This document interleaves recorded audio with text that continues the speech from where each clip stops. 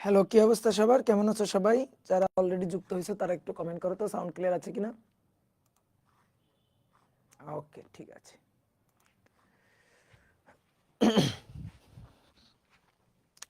Dear student, সবাইকে শুভেচ্ছা জানাচ্ছি আজকের ক্লাসে।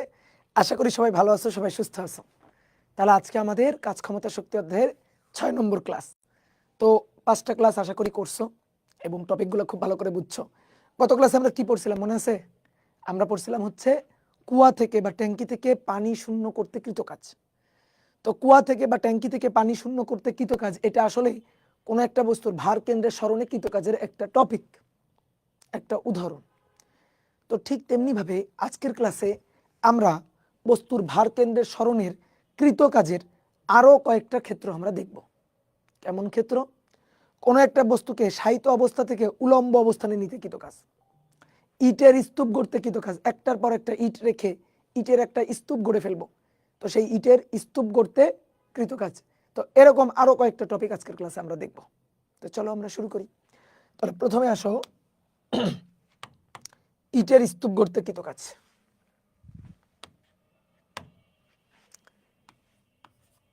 ইটের স্তূপ গড়তে কৃতকাজ। রাজমিস্ত্রিরা যে কাজ করে, সহজ কথা, যারা ধরো বিল্ডিং গাঁথে, তো তারা একটার পর একটা ইট রাখে, ইট রেখে ইটের একটা স্তম্ভ তৈরি করে। তো সেই ইটের স্তম্ভ তৈরি করতে কৃতকাজ কত হবে সেটা আমরা এখন হিসাব করব। দেখো, কোনো একটা বস্তুকে এক অবস্থান থেকে আর এক অবস্থানে নিতে গেলে কৃতকাজ যেটা হবে, সেই কৃতকাজ হচ্ছে W=mg/h। এইচ এর পরিচয়টা কি ছিল? এইচ এর পরিচয়টা ছিল ভার কেন্দ্রের স্মরণ। এইচ এর পরিচয়টা ছিল ভার কেন্দ্রের স্মরণ। ধরো এখানে অনেকগুলো ইট রাখা আছে, সমতল। এই সমতলে ভূমির উপর এখানে অনেকগুলো ইট রাখা আছে। আমি একটা ইটকে আঁকলাম, এই যে এটা হচ্ছে একটা ইট রাখা আছে। এবার আমি এখান থেকে একটার পর একটা ইট নিয়ে বসাবো, বসে একটা স্তম্ভ তৈরি করব। তার জন্য কৃতকাজ কত? তো দেখো এখানে অনেকগুলো ইট আছে, এই একটা ইট, তারপরে এখানে আরো একটা ইট আছে, এরকম অনেকগুলো ইট সেম পুরুত্বের, সেম ধরনের, সেম ভরের, এরকম অনেকগুলো ইট এখানে রাখা আছে। এই যে অনেকগুলো ইট এখানে রাখা আছে। এবার একটার পর একটা ইট নিয়ে বসাবো, বসিয়ে আমরা স্তম্ভ তৈরি করব। দেখো এই ইটটাকে এখান থেকে তুলে নিয়ে, আমি এখানে বসালাম। তো এখান থেকে ইটটাকে এখান থেকে তুলে নিয়ে এখানে বসাইতে আমার কতটুকু কাজ হবে? আমার কোনো কাজই হবে না, কৃতকাজ শূন্য। বলো তো এই জিনিসটা বুঝো কিনা? দেখো তো, বস্তুর ভার কেন্দ্র, এই যে ইট, এটা একটা ঘনাকার বস্তু। এর ভার কেন্দ্র যদি আমি এই পাশ থেকে তাকিয়ে ভার কেন্দ্রটাকে দেখি, তাহলে সেই ভার কেন্দ্রটা এখানে দেখা যাবে না, অর্থাৎ ভূমি থেকে এতটুকু উচ্চতায় দেখা যাবে না, তাই না? ভার কেন্দ্রটা দেখো। এবার আমি এই ইটটাকে তুলে ইটটাকে এভাবে উপর থেকে নিয়েও যদি বসাই, ইটটাকে তুলে এভাবে নিয়ে এখানে বসাচ্ছি, তাহলে ইটের ভার কেন্দ্র কই ছিল? দেখো ইটের ভার কেন্দ্র এই যে এখানে ছিল, এই পয়েন্টে ছিল। সেই ইটের ভার কেন্দ্রটা আবারও দেখো ওই একই পয়েন্টেই আছে, আবারও ওই একই পয়েন্টেই ইটের ভার কেন্দ্রটা আছে। তাহলে ইটের ভার কেন্দ্রের স্মরণ কি হলো আসলে? বলো, ইটের ভার কেন্দ্রের স্মরণ হলো? ভার কেন্দ্র যে উচ্চতায় ছিল, ভার কেন্দ্র ভূমি থেকে সেই একই উচ্চতায় আছে, তাহলে ভার কেন্দ্রের স্মরণ নাই। তাহলে যেহেতু প্রথম ইটের জন্য ভার কেন্দ্রের কোনো স্মরণ নাই, সেহেতু প্রথম ইটের জন্য কৃতকাজ শূন্য। কারণ কৃতকাজের সূত্র যদি আমি লিখি W=mg/h, এই যে এইচ আসলে H' এবং এই H' পরিচয় হচ্ছে বস্তুর ভার কেন্দ্রের স্মরণ বা গড় স্মরণ। বস্তুর ভার কেন্দ্রের স্মরণ বা গড় স্মরণ। তাহলে আমি প্রথম ইটটার জন্য যদি কৃতকাজ হিসাব করি W=mg/h, তাহলে ভার কেন্দ্রের দেখো কোনো উচ্চতা হয় নাই। অনেকে বলতে পারো ভাই ভার কেন্দ্রের উলম্ব স্মরণ হয় নাই। কিন্তু অনুভূমিক সরণ তো হয়েছে। ওকে, আসো, খুবই ভালো কথা। তাহলে এইচ প্রাইম কত, উলম্ব সরণ কত, ভারকেন্দ্র ভূমি থেকে যেখানে ছিল ভারকেন্দ্র সেই একই উচ্চতায় আছে। তাহলে ভূমি থেকে ভারকেন্দ্রের সরণ উচ্চতা কত হয়েছে, 0। তাহলে এইচ প্রাইম কত, 0। তাহলে কৃতকাজ কত হবে, 0। এখন তুমি বলতে পারো ভাই ভারকেন্দ্রের উলম্ব সরণ 0 হয়েছে, কিন্তু ভাই অনুভূমিক সরণ তো হয়েছে। ওকে, অনুভূমিক সরণ হলে কোনো কাজ হবে না। অনুভূমিক যদি সরণ হয় কোনো কাজ হবে না। কেন? কে ইটটাকে বসাইছে, তুমি। তাহলে তুমি ওজনের, ধরো আমি এই বইটাকে ধরলাম, আমি ধরো এই বইটাকে ধরলাম, এই বইটাকে ধরে আমি নিয়ে যাচ্ছি এভাবে সামনে। তাহলে বইয়ের ভারকেন্দ্র এদিক থেকে তাকাইলে তুমি ভারকেন্দ্র মাঝখানে দেখতে পারবা, তাই না? ভারকেন্দ্র আসলে এর একেবারে মধ্যবিন্দুতে, ভিতরে মধ্যবিন্দুতে। তো এই সাইড থেকে তাকালে আমরা এদিক দিয়ে ভারকেন্দ্রটা দেখতে পাবো। তো এইভাবে তুলে আমি এভাবে সামনে নিয়ে যাচ্ছি। তাহলে আমি যে বইটাকে ধরে রাখছি, তাহলে আমি কোন দিকে বল প্রয়োগ করছি, আমি কোন দিকে বল প্রয়োগ করছি, উপরের দিকে না, বস্তুর ওজন নিচের দিকে। তাহলে আমি বইটাকে ধরে রাখছি মানে আমি বস্তুর ওজনের সমপরিমাণ আমি বল প্রয়োগ করছি কোন দিকে, উপরের দিকে, mg। আর এটা হচ্ছে সরণ, এদিক বরাবর সরণ, এদিক বরাবর সরণ, এই যে সরণ, ঠিক আছে? তাহলে এটা হচ্ছে সরণ হয়েছে। তাহলে mg এবং সরণ মধ্যবর্তী কোণ কত, 90 ডিগ্রি। তাহলে উলম্ব সরণের জন্য কৃতকাজ 0, আর অনুভূমিক সরণের জন্য কৃতকাজ কত, mgh। অনুভূমিক সরণের জন্য কত, দেখো mgh প্রাইম cos 90 ডিগ্রি আর কি। এই যে সরণ s, h প্রাইম তো হবে না তখন, mg বল সরণ s, মধ্যবর্তী কোণ cos 90, সুতরাং কৃতকাজ 0। বুঝতে পারছো? তাহলে কৃতকাজটা কিসের জন্য, কৃতকাজটা হচ্ছে উলম্ব সরণের জন্য। তাহলে এই যে একটা বস্তু, এই যে আমি বলছিলাম যারা রেস্টুরেন্টে খাবার পরিবেশন করে তারা কোনো কাজ করে না, এভাবে ধরে রাখে খাবার, প্লেট এভাবে নিয়ে যাচ্ছে। তাহলে বল প্রয়োগ করতেছে, ওজনের সমান বল উপরের দিকে আর সামনের দিকে আগাচ্ছে। তো বল সরণের মধ্যবর্তী কোণ কত, কোণ কত, কোণ হচ্ছে 90 ডিগ্রি, সুতরাং কৃতকাজ 0। তাহলে তুমি আমারে বলো একটা বস্তুকে আমি এখান থেকে তুলে এখানে নিয়ে যাব, তো আমি যে পথেই যাই, ধরো এভাবে এভাবে এভাবে এভাবে গেলাম, যে পথেই যাই না কেন কৃতকাজ কত, আমরা হিসাব করছি না, এভাবে এভাবে এভাবে এখানে গেছো, তো কৃতকাজ কত, কৃতকাজ হবে উলম্ব সরণ, কৃতকাজ হবে উলম্ব সরণ। এবং এই সরণটা কিন্তু ভারকেন্দ্রের সরণ, অর্থাৎ এই বস্তুর ভারকেন্দ্র এই, সেই ভারকেন্দ্র এখানে। তাহলে কৃতকাজ হবে W = mgh প্রাইম, যেখানে h প্রাইমের পরিচয় ভারকেন্দ্রের সরণ। এটা কি মাথায় থাকবে? গুড। এটা বুঝে গেলে তুমি এখন মেইন কাহিনী বুঝে গেছো। তাহলে এবার আসো, এটা হচ্ছে তল, এটা হচ্ছে তল,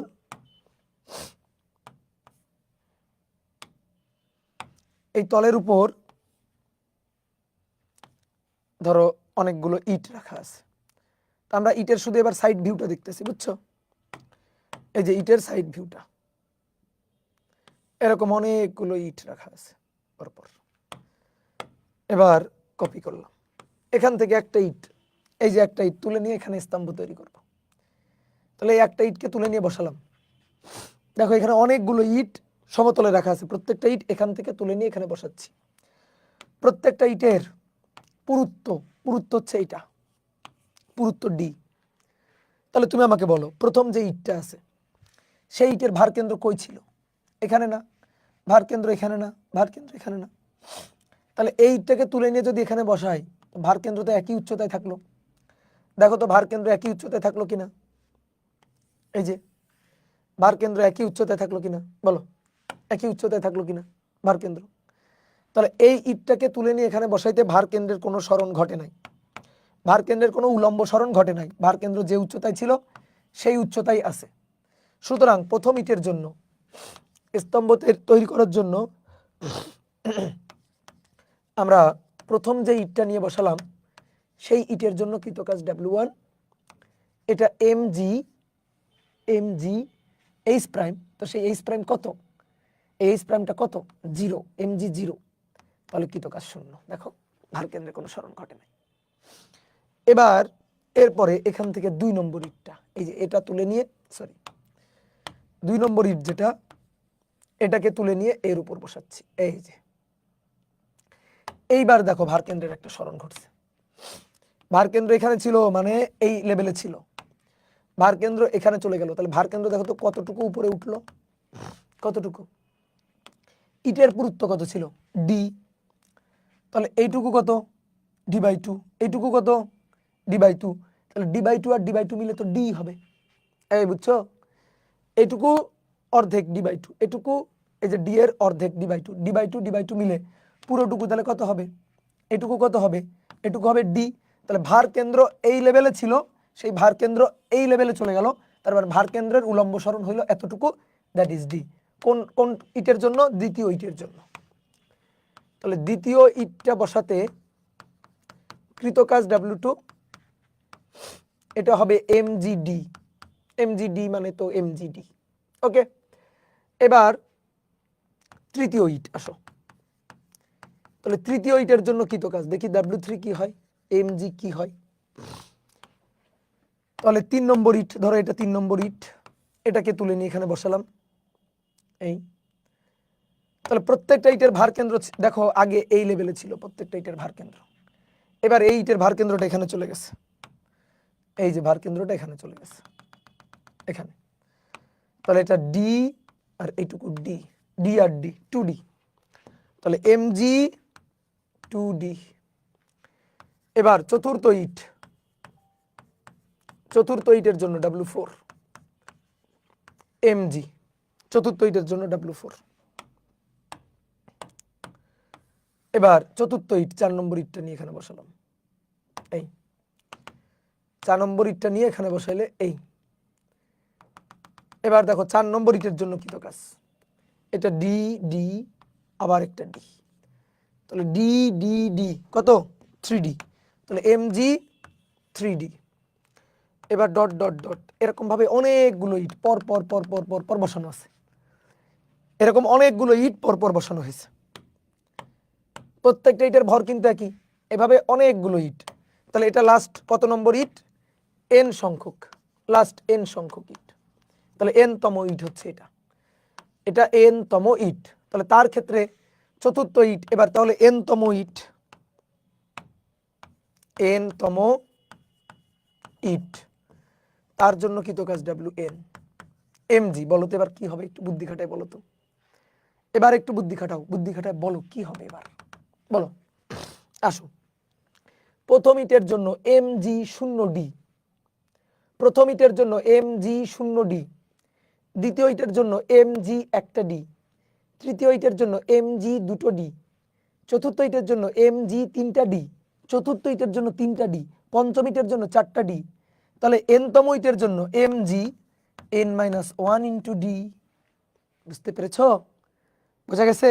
এখন যদি আমি বলি মোট কৃতকাজ কত, এই যে আমরা স্তম্ভ তৈরি করে ফেললাম, এই যে ইটের স্তম্ভ তৈরি করে ফেললাম, বিল্ডিং গেঁথে ফেললাম, তাহলে মোট কৃতকাজ কত, তাহলে মোট কৃতকাজ হবে W = এই সবগুলো কাজের যোগফল। তাহলে প্রথম ইটের জন্য কৃতকাজ ছিল 0, পরেরটার জন্য mgd, তারপরেরটার জন্য mg 2d, তারপরেরটার জন্য mg 3d, এভাবে dot dot dot mg n-1 into d। তাহলে mg এবং ডিটাকে কমন নাও, কমন নাও। আমরা কৃতকাজের একটা জেনারেল সূত্র চাইতেছি, দেখবা বোর্ড বইতে একটা সূত্র নাই, কিন্তু আমরা একটা সূত্র বানাবো। ভাই কেন বানাবেন, দেখো শোনো, বোর্ড বইয়ে দেখবা কিছু কিছু ম্যাথ আছে এইটের স্তম্ভ তৈরি করার, বলছে 3টা ইটের জন্য কৃতকাজ, 3টা ইট একটার পর একটা রেখে স্তম্ভ তৈরি করব, 4টা ইট 5টা ইট স্তম্ভ তৈরি করব কৃতকাজ। ভাই 4টা ইট 5টা ইট 10টা ইট পর্যন্ত হয়তো তুমি একটা একটা একটা একটা করে কাজ বের করে যোগ করবা, ওকে কোনো প্রবলেম নেই, হ্যাঁ সম্ভব, 10টা ইট 5টা ইট যোগ করা সম্ভব। তোমাকে যদি বলে এরকম ইট আছে 50টা, 50টা ইট একটার পর একটা একটার পর একটা রেখে স্তম্ভ তৈরি করো, কৃতকাজ বের করো, তুমি কি 50 বার এরকম ভাবে মান বের করে কৃতকাজ হিসাব করে যোগ করবা, বলো। এটা যদি না করে আমরা কি করতে পারি, একটা সূত্রের সাহায্যে খুবই সহজে একটু চালাকি করে একটু বুদ্ধি খাটায় যদি কৃতকাজের মানটা হিসাব করতে পারি, তাহলে সেটা ভালো না, বলো। এই কাজটাই আমরা করব। আচ্ছা বলো তো ধারার সমষ্টি, এটার ধারার সমষ্টি তুমি ধারা পড়ছো 9 10, ধারার সমষ্টি এটা নির্ণয় করার মানে দরকার কেন পড়লো? তোমাকে যদি আমি বলি 1 যোগ 2 যোগ 3 যোগ 4 যোগ 5 যোগ ডট ডট ডট ডট এরকম n তম পদ তুমি যোগ করো, 1000টা পদ যোগ করো, তুমি ক্যালকুলেটর ধরে 1 যোগ 2 2 যোগ 3 3 যোগ 4 এভাবে করে মান বের করাটা সহজ, নাকি একটা সূত্রের মাধ্যমে সূত্রে ফেলে ধারার সমষ্টি নির্ণয় করাটা সহজ বলো? তাহলে ধারা কি করতেছে, ধারার সমষ্টি নির্ণয় সূত্র কি করতেছে, সূত্রগুলো আমাদের জটিল কাজটাকে সহজ করে দিচ্ছে না, আমরা সেটা করতে চাই। হয়তো 4টা 5টা 10টা ইটের জন্য আমরা কৃতকাজ, হয়তো একটা একটা করে কৃতকাজ বের করে ফেলতে পারবো, তাও সময় নষ্ট হবে। কিন্তু যদি এমন হয় 50টা ইট 500টা ইট যে কটা ইট বলুক, যদি আমি জাস্ট কতগুলো ইট n সংখ্যক ইট জাস্ট n এর মানটা ইনপুট দিয়ে একটা সূত্র বানাই ফেলতে পারি, তাহলে সেটা ভালো হয় না? তাহলে আমরা ওই কাজটাই করতে চাচ্ছি আসলে, বুঝছো? যে ভাই আপনি কি করতেছেন, আমি কৃতকাজের একটা সূত্র চাচ্ছি, যেন ওই সূত্রে কয়টা ইট জাস্ট তুমি n এর মানটা বসাই দিবা, সূত্র খাটায় কৃতকাজটা বের করতে পারবো। জটিল কাজটাকে, কঠিন কাজটাকে আমি সহজ করতে চাচ্ছি। তাহলে এবার দেখো mgd mgd mgd mgd common নেওয়া যায়, তাহলে mgdটাকে কমন নাও, কমন নিলে mgd কমন নিলে এখানে থাকে 1, এখানে থাকে 2, এখানে থাকে 3 dot dot dot dot dot dot plus n-1। দেখো এটা না একটা ধারা, এটা একটা ধারা, ধারার সমষ্টি যদি বের করতে পারি তাহলে কিন্তু কাজ শেষ। আশা করি তোমাদের মনে আছে 1 + 2 + 3 dot dot dot dot dot plus n, এরকম n তম পদের সমষ্টি নির্ণয়ের সূত্র s = n/2 2a plus n-1 into d, এটা হচ্ছে সূত্র ছিল n তম পদের জন্য সমষ্টি নির্ণয়ের সূত্র। এটা কিন্তু n তম পদের জন্য সূত্র হচ্ছে এটা। ভাই এ কি, এ হচ্ছে প্রথম পদ, ডি কি, ডি হচ্ছে সাধারণ অন্তর, সমান্তর ধারার সাধারণ অন্তর, ঠিক আছে? এটা হচ্ছে সূত্র। n কেন, লাস্টের পদ কততম পদ, n তম পদ এই কারণে n তম পদ এই কারণে n। তাহলে এটা হচ্ছে ধারার সমষ্টি নির্ণয়ের সূত্র। ওকে, তাহলে আমরা এই জিনিসটা এখানে অ্যাপ্লাই করব, পারবো কি না? হ্যাঁ, দেখো mgd এটা একটা সমান্তর ধারা, তো দেখো 1 + n 1 + 2 + 3 + dot dot dot dot n-1, যার শেষ পদ কততম পদ, n তম না, কিন্তু আমাদের কিন্তু n-1 তম। আমরা ধারার সমষ্টির যে সূত্রটা জানি, দেখো n/2, আমরা ধারার সমষ্টির যে সূত্রটা জানি সেটা হচ্ছে n/2 2a plus n-1 into d, আমরা ধারার সমষ্টির এই সূত্রটা জানি। এটা কোন কততম পদের জন্য, লাস্ট n তম পদের জন্য সমষ্টির সূত্র, কিন্তু আমাদের পদ তো n তম না, আমাদের পদ n-1 তম। তাহলে এই সূত্রে বলো তো কি হবে, বুদ্ধি খাটাও। এখানে n বলে n, এখানে n-1 হলে কি হবে, এখানে n-1 হলে কি হবে, যেখানে যেখানে যেখানে যেখানে n আছে, যেখানে যেখানে n আছে সেখানে সেখানে হবে n-1, এখানে হবে n-1, বুঝলা? এবার a কত, দেখো mgd n-1/2, এটা 2a, 2a কত, a হচ্ছে প্রথম পদ, দেখো তো a কত, এখানে a কত, a হচ্ছে প্রথম পদ 1, আর d হচ্ছে সাধারণ অন্তর। আসো 1 আর 2 এর অন্তর 1, 2 আর 3 এর অন্তর 1, সাধারণ অন্তর 1। তাহলে 2 × 1 মানে 2, 2 × 1 মানে 2 প্লাস n-2 ইন্টু d মানে 1, dও 1। তাহলে এটা থাকলো না, এবার 2 আর 2 কাটো, তাহলে 2 আর 2 কাটলে সাজায় লিখে আসো, এখানে থাকলো n, তাহলে mgn n-1 d/2, আমি এভাবে লিখব mgn n-1 d/2। দেখো mgn n-1 d/2, এটাই হচ্ছে এই ক্ষেত্রে কৃতকাজের সূত্র, বুঝছো? তাহলে n সংখ্যক ইটকে একটার পর একটা রেখে স্তম্ভ তৈরি করতে কৃতকাজের সূত্র এটা। এই সূত্রটা আমি খাটাইতে পারবো যদি প্রত্যেকটা ইট একই কোম্পানি থেকে একই সাইজের ইট নিয়ে আসো। তাহলে মানে কি, মানে হচ্ছে প্রত্যেকটা ইটের ভর তো সেম হইতে হবে। দেখো আমরা কিন্তু প্রত্যেকটা ইটের ভর এম এম এম এম ধরে হিসাব করছি। এক একটা ইটের ভর কিন্তু এক এক রকম হলে এবং এক একটা ইটের পুরুত্ব ডি এক এক রকম হলে তখন কিন্তু দুঃখের বিষয় এই সূত্র কিন্তু কাজে লাগানো যাবে না। তখন কি করবা, যদি বলে যে ভাই ইট হচ্ছে 3টা ইট যাদের ভর আলাদা আলাদা এত, যাদের পুরুত্ব আলাদা আলাদা এত, এবার স্তম্ভ তৈরি করতে কৃতকাজ বের করো। কোনো সমস্যা নেই, কোনো সমস্যা নেই। যদি এরকম ক্ষেত্রে কৃতকাজ বের করতেও দেয় তাহলে আমরা সেই ক্ষেত্রে যেহেতু ইটের উচ্চতা ডি পুরুত্ব এবং ভর আলাদা, তাহলে সেই ক্ষেত্রে ইটের সংখ্যা কম থাকবে এবং আমরা একটা একটা করে এভাবে কৃতকাজ বের করব, তখন সূত্র খাটবে না। এখন বলতে পারো ভাই তাহলে লাভ কি হইলো? ভাই মানে লাভ হইলো কারণ এই সূত্রটা তো আমরা খাটাইতে পারবো প্রত্যেকটা ইটের ভর আর পুরুত্ব একই হলে, এবং ইটের সংখ্যা যত বেশি হোক কোনো সমস্যা নেই। আমি জাস্ট এনটা ইনপুট দিয়ে দিব। কয়টা ইট? 10টা, বসাও এন এর মান 10। কয়টা ইট? 50টা, বসাও এন এর মান 50। 500টা ইট, বসাও এন এর মান 500। কোনো সমস্যা আছে? না। তাহলে ভাই ইটের পুরুত্বের ভর আলাদা বলে দিলে তখন তো আলাদা আলাদা করে একটা একটা করে করতে হচ্ছে। হ্যাঁ, তখন একটা একটা করে কৃতকাজটা বের করবা, কিন্তু সমস্যা নেই। কেন? কারণ তখন অনেকগুলো ইট দিবে না, তখন 20টা 50টা ইট 10টা ইট দিবে না। কেন? চিন্তা করো তো, টিচারের কোশ্চেন লিখতে গেলেও তো কষ্ট হবে। 10টা ইটের প্রত্যেকটার ভর এত এত এত এত আলাদা, প্রত্যেকটার পুরুত্ব এত এত এত এত আলাদা, এ তো লিখতে গেলেই ম্যাথ বড় হয়ে যাবে, টিচারই তো কষ্ট হবে। বুঝতে পারছো? এই কারণে দেখবা ইটের ভর আর পুরুত্ব আলাদা বলে দিলে ইটের সংখ্যা কম থাকবে, 3টা 4টা 5টা সর্বোচ্চ। ঠিক আছে, বাট ম্যাক্সিমাম সময় দেখা যায় ইটের ভর আর পুরুত্ব একই থাকে, তখন আমরা ইন জেনারেল এই সূত্রটা খাটাই ফেলবো। তাহলে ইটের স্তূপ গড়তে কৃতকাজের সূত্র আমাদের ডান। তো চলো তো এবার দু একটা ম্যাথ দেখে ফেলি। 1 নম্বর আমাদের বলা হচ্ছে যে একটি স্তম্ভ তৈরি করতে স্তম্ভ তৈরি করতে 2 কেজি ভরের 15টি ইট একটির পর একটি বসিয়ে স্তম্ভ তৈরি করা হলো।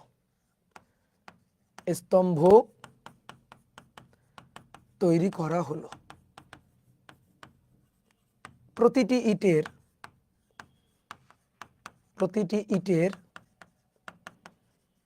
পুরুত্ব 4 সেন্টিমিটার হলে কৃতকাজ কত? কৃতকাজের হিসাব করতে হবে, একেবারে রেডিমেড ম্যাথ। এই যে ভূমি চিত্র আঁকা লাগবে না, ডিরেক্ট সূত্র খাটাবে, এগুলো এমসিকিউতে আসবে। এই যে এটা হচ্ছে একটা ইটের পুরুত্ব ডি 4 সেন্টিমিটার এবং ইটের ভর এম 2 কেজি, ইটের সংখ্যা এন 15টি ইট একটার পর একটা বসিয়ে স্তম্ভ তৈরি করা হয়েছে।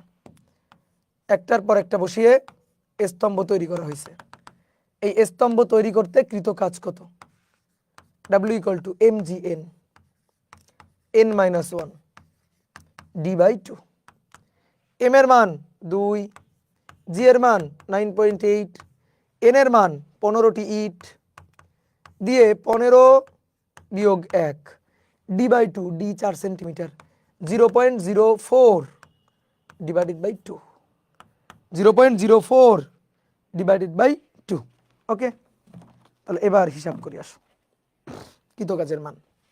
mgn n-1 d/2, তাহলে 2 গুণ 9.8 গুণ 15 গুণ 14 গুণ 0.04 ডিভাইডেড বাই 2, 82.32 এত জুল। এই হচ্ছে কৃতকাজ। ওকে, হয়ে গেল। বুঝতে পারছো কিনা বলো? বোঝা গেছে?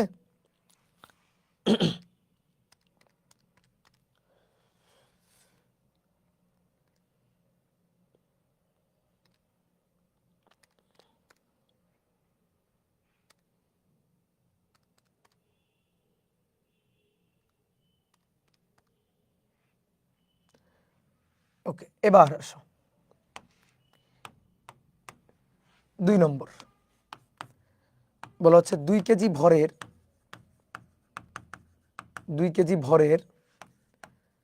6 সেন্টিমিটার পুরুত্বের 2 কেজি ভরের এবং 6 সেন্টিমিটার পুরুত্বের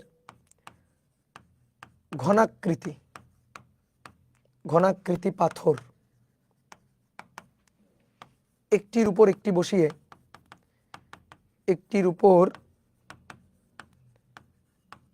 বসিয়ে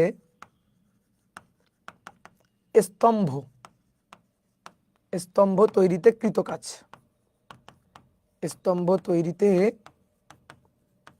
কৃতকাজ 7.056 জুল। তাহলে কতগুলো পাথর ব্যবহার করা হয়েছে? কতগুলো পাথর ব্যবহার করা হয়েছে? স্তম্ভ তৈরি করতে কতগুলো পাথর ব্যবহার করা হয়েছে এবং স্তম্ভের উচ্চতা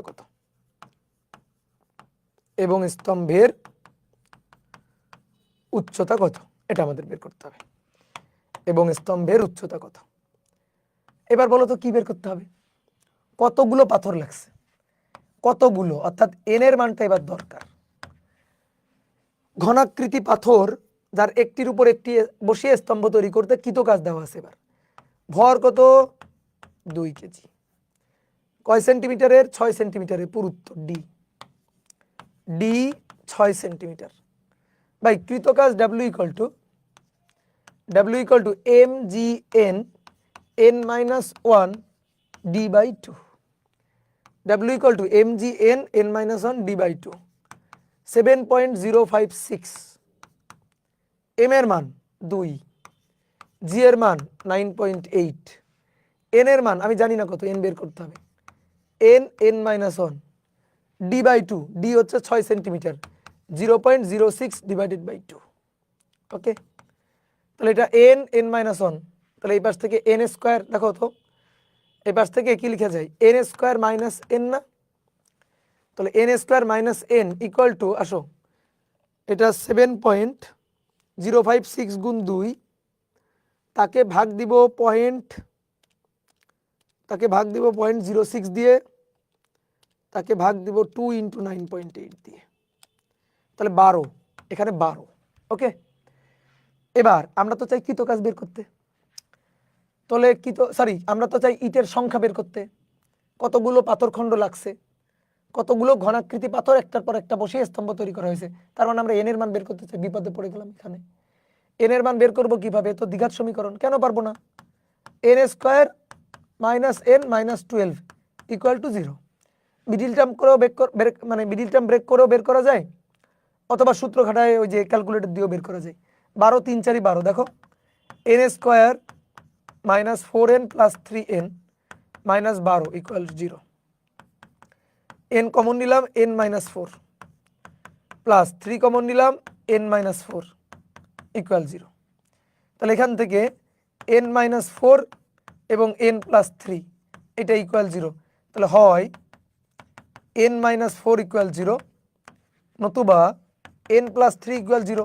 এবার তুমি বলো n প্লাস 3 যদি 0 হয় তাহলে n তো মাইনাস 3, ইটের সংখ্যা তো ঋণাত্মক হতে পারে না, মাইনাস 3টা ইট হতে পারে। তাহলে কয়টা? 4টা। তাহলে অতএব n হচ্ছে 4। তাহলে কয়টি? 4টি।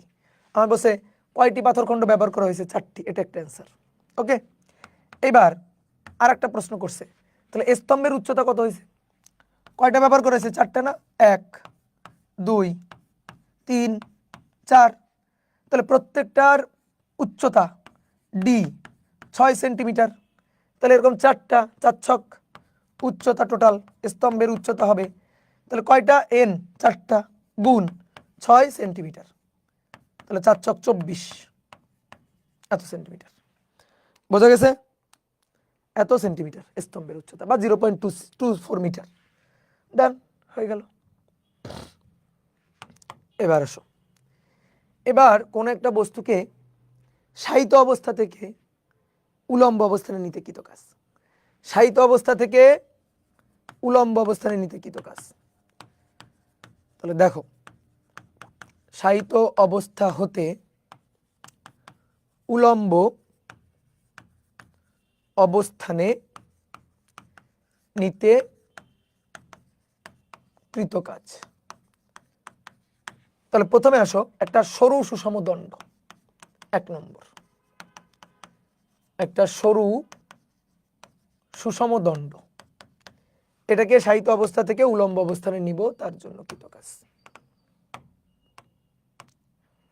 দেখো এইটা হচ্ছে ভূমি, এই ভূমিতে একটা সরু সুষম দণ্ড এভাবে শায়িত অবস্থায় আছে। আচ্ছা এভাবে আঁকি, একটা সরু সুষম দণ্ড এভাবে শায়িত অবস্থায় আছে। এটাকে আমরা এখান থেকে তুলে শায়িত অবস্থা থেকে এভাবে তুলে উলম্ব অবস্থানে নিয়ে যাব। শায়িত অবস্থায় আছে, তুলে আমরা উলম্ব অবস্থানে নিয়ে যেতে চাই। এই যে উলম্ব অবস্থানে নিতে চাই,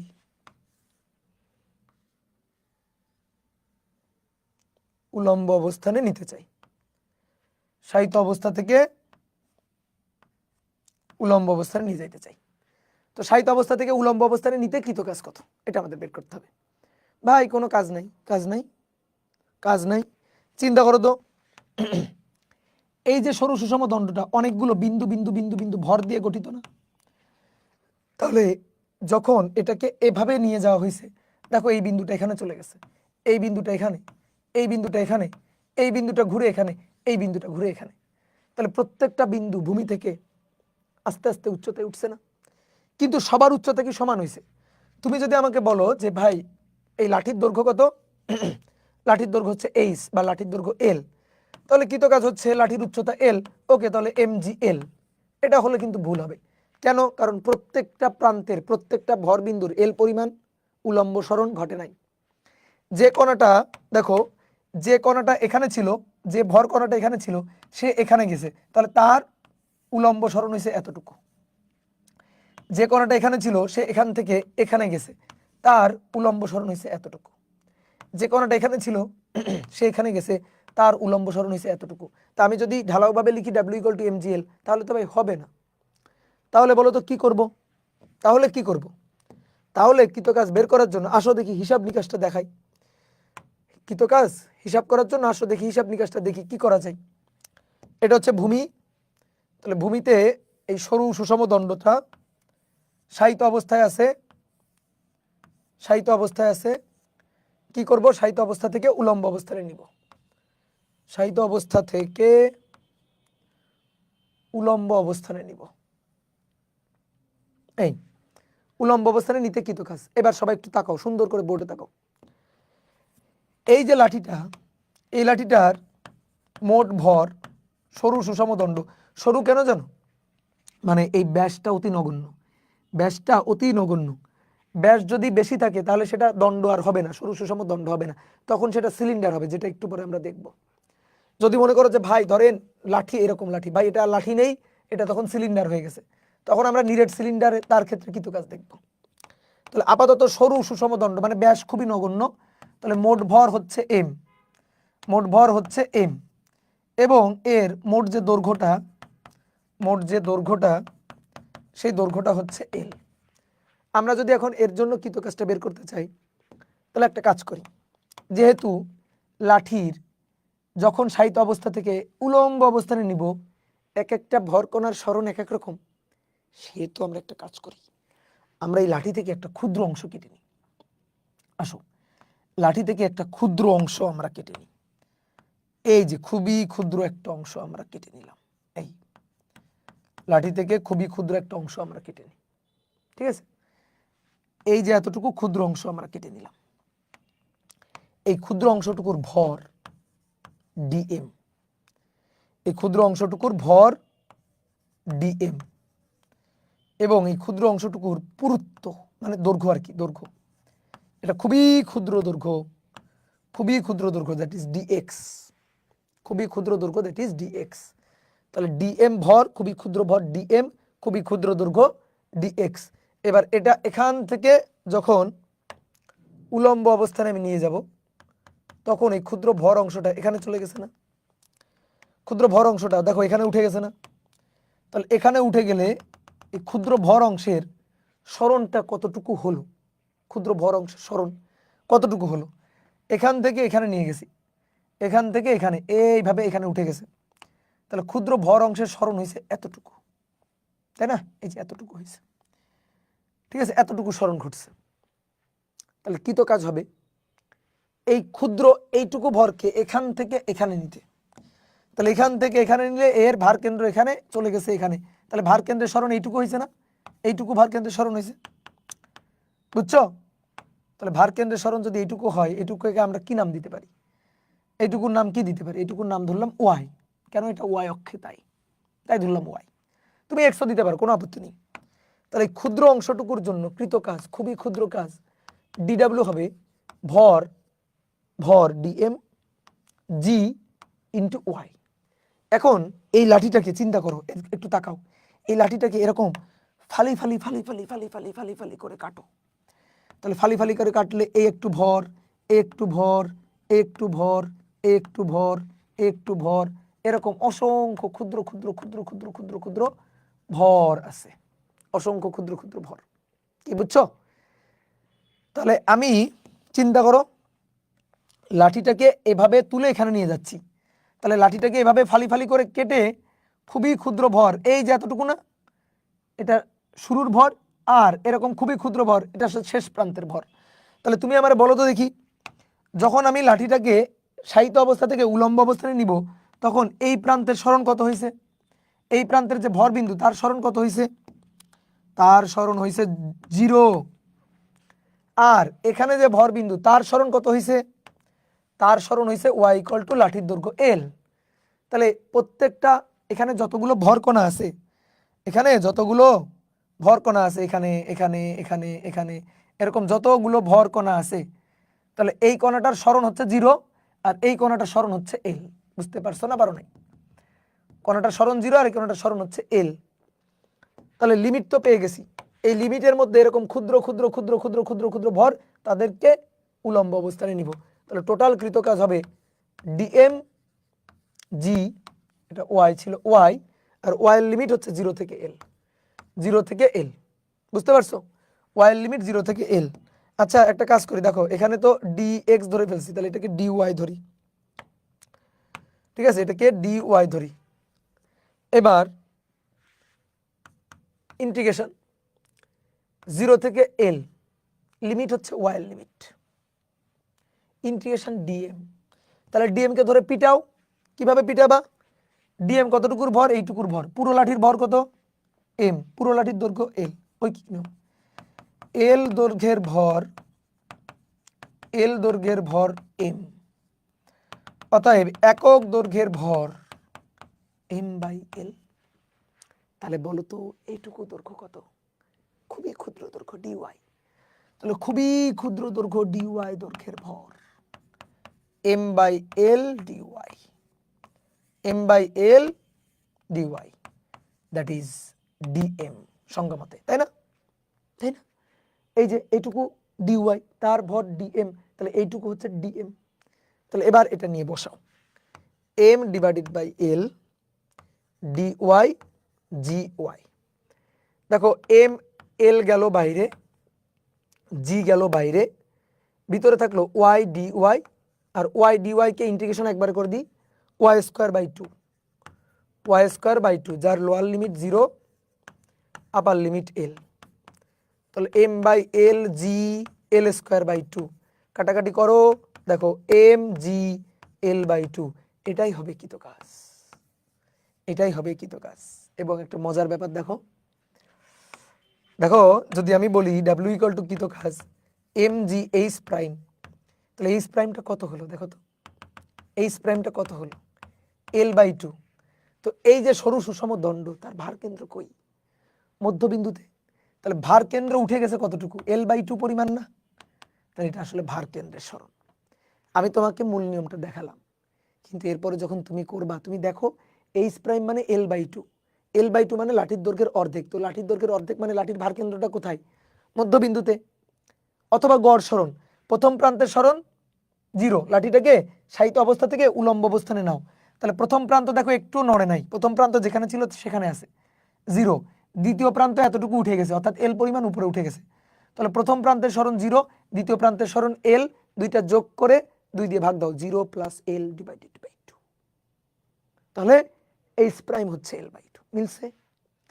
আমি তোমার মূল নিয়ম দেখালাম। এইবার আমরা যখন আর হিসাব নিকাশ করব, আর একবারও আমরা এত জটিল করে হিসাব নিকাশ, মানে এত জটিল মানে কি, মূল নিয়মে, এটা মূল নিয়ম, মূল নিয়মে আর হিসাব করব না, তখন ডিরেক্ট সূত্র খাটাবো, হয় গড় সরণ নয়তো ভার কেন্দ্রের সরণ। তো আমরা ভার কেন্দ্রের সরণ নিব।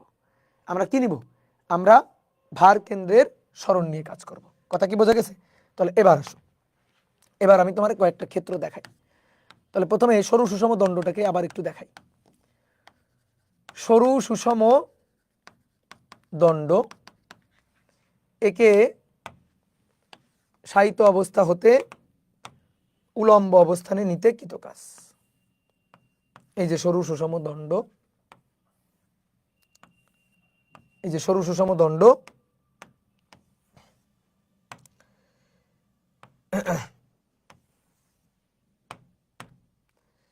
একে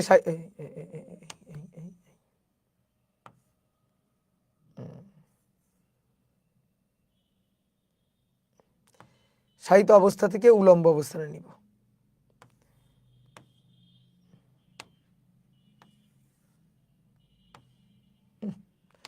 না, কপি পেস্ট আমার দিয়ে হবে না। শায়িত অবস্থা থেকে উলম্ব অবস্থানে নিব। তোমাদের মাস্টার ভাই বেস্ট এইসব কাজে, সুন্দর করে পুচুত পুচুত করে কপি করে নিয়ে বসাই। এই ভূমি, তাহলে তুমি দেখবা এর দৈর্ঘ্য কত, এল, ভার কেন্দ্র কই, মধ্যবিন্দু। তাহলে এটাকে এইভাবে নিয়ে গেলে ভার কেন্দ্র কই, এখানে।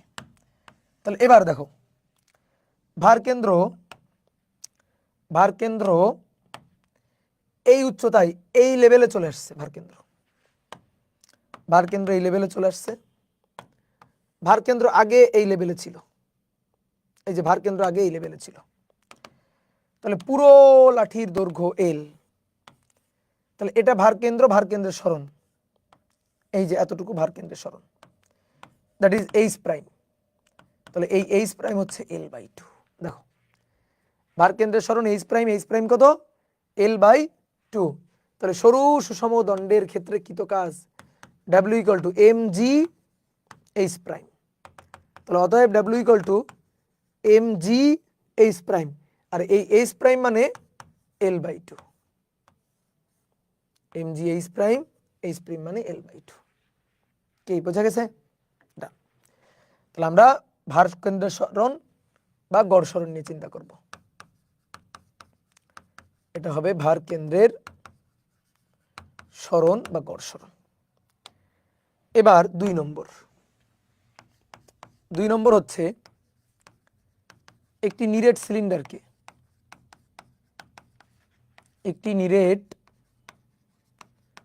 সিলিন্ডারকে শায়িত হতে উলম্ব অবস্থানে আনতে কাজ। শায়িত হতে উলম্ব অবস্থানে আনতে কাজ।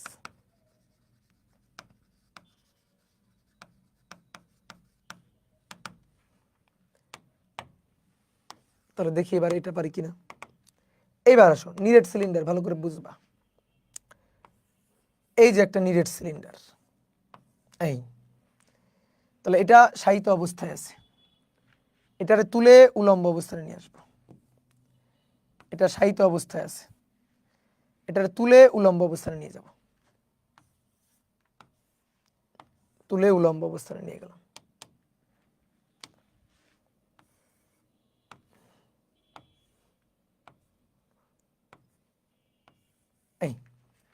এই ক্ষেত্রে কৃত কাজ, বলো পারবো কিনা?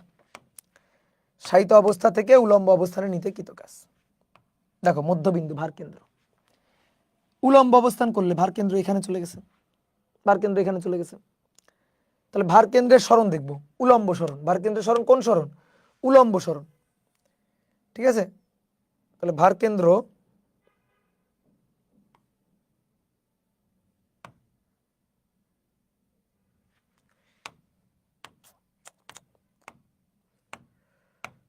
ভারকেন্দ্র এই লেভেলে, আগে ভারকেন্দ্র ছিল এই লেভেলে, আগে ভারকেন্দ্র ছিল এই লেভেলে, এখন ভারকেন্দ্র এখানে এই লেভেলে। তাহলে এইটুকু দেখো, এইটুকু হচ্ছে ডি, এইটুকু কি ব্যাস ডি, ব্যাস ডি। তাহলে এইটুকু যদি ব্যাস ডি হয় ভাই, এটুকু কত? D by two, D by two. সবাই একমত? তুমি আমাকে দেখাও ভারকেন্দ্রের সরণ কতটুকু হয়েছে। ভারকেন্দ্রের সরণ হয়েছে এইটুকু, এই যে উলম্ব সরণ দেখো, ভারকেন্দ্র আগে ছিল এই লাইনে, আগে এখন এই লাইনে, ভারকেন্দ্র কতটুকু শিফট হয়ে গেছে। উলম্ব সরণ হয়েছে কতটুকু ভারকেন্দ্রের? এইটুকু, দ্যাট ইজ এইচ প্রাইম। এটুকু ভারকেন্দ্রের সরণ হয়েছে, দ্যাট ইজ এইচ প্রাইম। বুঝলা? এবার পুরো সিলিন্ডারের দৈর্ঘ্য কত? এল। পুরো সিলিন্ডারের দৈর্ঘ্য কত? এল। পুরো সিলিন্ডারের দৈর্ঘ্য কিন্তু এল, এল। তাহলে ভাই এইটুকু কত? L by two. এই যে এইটুকু কত? L by two. তাহলে তুমি এখন দেখে বলো এইচ প্রাইম কত, ভারকেন্দ্রের সরণ কত দেখে বলো। এইচ প্রাইম দেখে বলো। L by two D by two, H prime L by two D by two, H prime L by two থেকে এই যে ডি বাই টু বাদ দাও, ডি বাই টু। বুঝলা?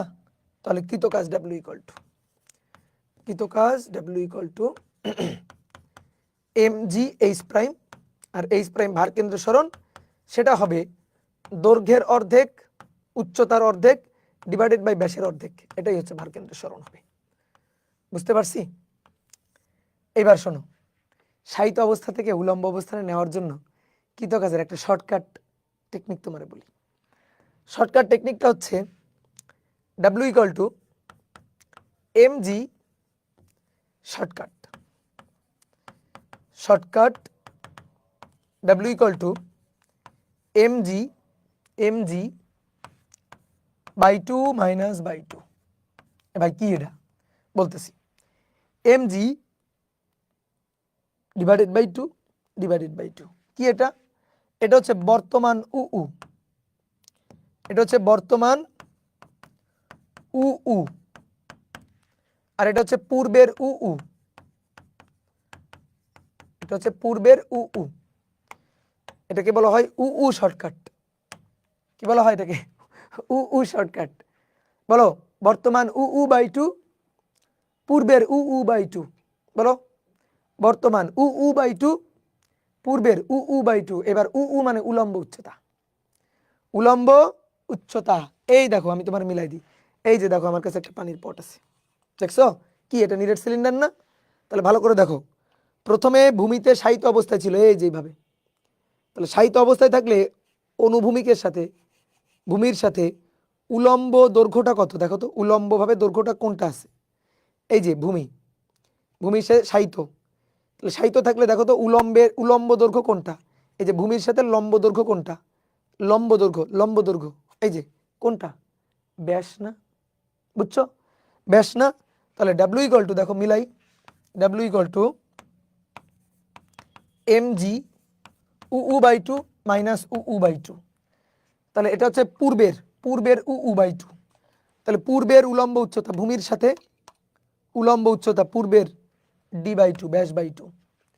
আর যখন শায়িত অবস্থা থেকে উলম্ব অবস্থায় নিয়ে আসলো ভূমিতে লম্ব, এবার দেখো ভূমির সাথে উলম্ব উচ্চতা, ভূমির সাথে উলম্ব উচ্চতা কি? সিলিন্ডারের দৈর্ঘ্য। তাহলে বর্তমান উলম্ব উচ্চতা বাই টু। মিলছে? ঠিক আছে? শায়িত অবস্থা থেকে উলম্ব অবস্থানে আনতেছি। এবার আসো 3 নম্বর, ইট। একটা ইট, ঘনাকৃতি ইট, ঘনাকৃতি না হোক ইট, একটা ইটকে শায়িত হতে উলম্ব অবস্থানে আনতে, শায়িত হতে উলম্ব অবস্থানে নিতে, শায়িত হতে উলম্ব অবস্থানে নিতে কৃতকাজ। দেখো তাকাও, চিত্র দেখো ভালো করে। এই যে একটা ইট,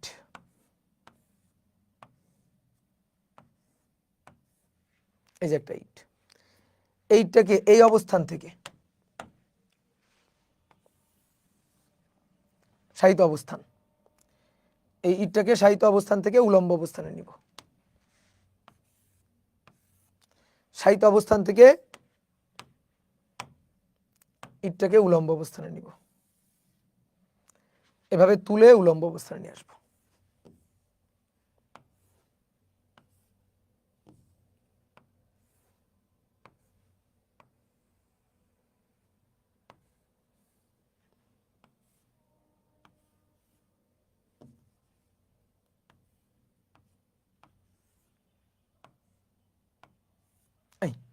বুঝলা? চিত্র বুঝছো? তুলে এইভাবে, তাহলে তুমি একটু এদিক দিয়ে তাকাও তো, দেখো তো ভার কেন্দ্র কই দেখা যায়? এই না ভার কেন্দ্র, ভার কেন্দ্র এই দেখা যায়। এবার এদিক দিয়ে তাকাও, দেখো তো ভার কেন্দ্র কই দেখা যায়? এখানে। তাহলে ভার কেন্দ্র এখানে দেখা যায়। তাহলে আমাদের লাগবে ভার কেন্দ্রের উলম্ব সরণ, তাই না? আমাদের কি লাগবে? ভার কেন্দ্রের উলম্ব সরণ লাগবে, ঠিক আছে? তাহলে ভার কেন্দ্রের উলম্ব সরণ এই যে এতটুকু, ভার কেন্দ্রের উলম্ব সরণ, দ্যাট ইজ এইচ প্রাইম। এবারে এইচ প্রাইম বের করবা। ইটের দৈর্ঘ্য এল, প্রস্থ বি, উচ্চতা বা পুরুত্বকে বললাম এইচ। তাহলে বলো তো কোনটা? বলো, এই এই এই এটুকু কোনটা? পুরুত্ব বা উচ্চতা এইচ। তাহলে এটা যদি এইচ হয়, এটুকু হচ্ছে h/2, ঠিক আছে? তুলে এভাবে লম্ব, তাহলে এইটুকু হচ্ছে এল দৈর্ঘ্য, দেখো এল। তাহলে ভাই এইটুকু হচ্ছে l/2। তাহলে এবার নিজে দেখো এইচ প্রাইম কত। দেখো এইচ প্রাইম l/2 থেকে এই যে এইটুকু অর্থাৎ h/2 বাদ। দেখো l/2 থেকে এইটুকু অর্থাৎ h/2 বাদ, তাহলে এইচ প্রাইম। তাহলে কৃত কাজ W = mg এইচ প্রাইম, আর mg এইচ প্রাইম হচ্ছে l/2 থেকে বাদ হচ্ছে h/2, h/2, বুঝলা? এই এবার দেখো ইটটাকে আসলে বিভিন্নভাবে রাখা যায়, বিভিন্নভাবে রাখা যায়। একটা ইট দেখো, এই যে বইও আসলে ইটের মতোই, এই শায়িত অবস্থা, সেখান থেকে এইভাবে উলম্ব অবস্থা, অথবা শায়িত অবস্থা, এখান থেকে এইভাবে উলম্ব অবস্থানেও আনা যায়, বোঝা গেছে? অথবা এই অবস্থায় আছে, সেখান থেকে এই অবস্থায় নিয়ে যাওয়া যায়। বুঝছো? অনেকভাবে হয়, কিন্তু অনেকভাবে কিন্তু হয়, সরি, অনেকভাবে হয়। এবার কিভাবে নিব? তো আমি দেখো যেভাবে চিত্র আঁকছি সেই অনুযায়ী যদি হিসাব নিকাশটা বলি, দেখি তো শর্টকাট দিয়ে কি হয়।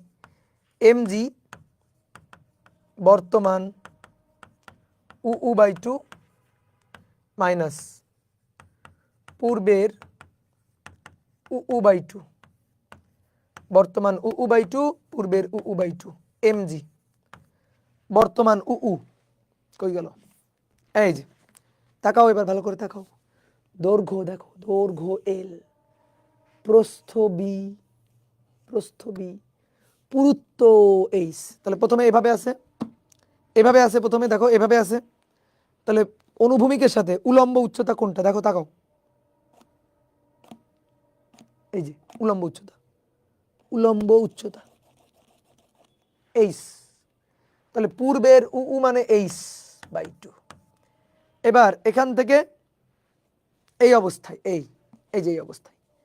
এই অবস্থায় যদি নিই, তাহলে এই যে অনুভূমিক রেখা, এই অনুভূমিকের সাথে লম্ব উচ্চতাটা এই যে এটা কত এল। তাহলে l/2, দেখো মিলছে কিনা, বুঝতে পারছো?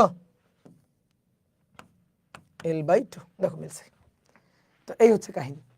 যদি আমি বইটাকে, যদি আমাদের প্রশ্ন বলে এভাবে থেকে এভাবে নেওয়া হয়েছে, তাহলে কি হবে? এভাবে যদি থাকে তাহলে ভূমির সাথে উলম্ব দৈর্ঘ্য এইচ। তারপরে যদি আমি এভাবে যদি নিই, তাহলে ভূমির সাথে উলম্বভাবে যে দৈর্ঘ্যটা আছে, দেখো উলম্বভাবে যে দৈর্ঘ্যটা আছে সেটা এইটা, এই দৈর্ঘ্যটা। এবার এটা, এই দৈর্ঘ্যটা কত? বি। এই দৈর্ঘ্যটা কত? বি। বুঝতে পারছো? ক্লিয়ার? তাহলে পারা যাবে, হিসাব নিকাশটা বোঝা গেছে? তাহলে এই হচ্ছে উলম্ব অবস্থা, শায়িত অবস্থা থেকে উলম্ব অবস্থায় আনতে কৃত কাজ। তো চলো এবার তাহলে কয়েকটা ম্যাথ দেখি আমরা। 3 নম্বর বলা হচ্ছে একটি সিলিন্ডারের, দেখো শুধু সিলিন্ডার বললে নিরেট ভাববা, হ্যাঁ, একটি সিলিন্ডারের আয়তন, একটি সিলিন্ডারের আয়তন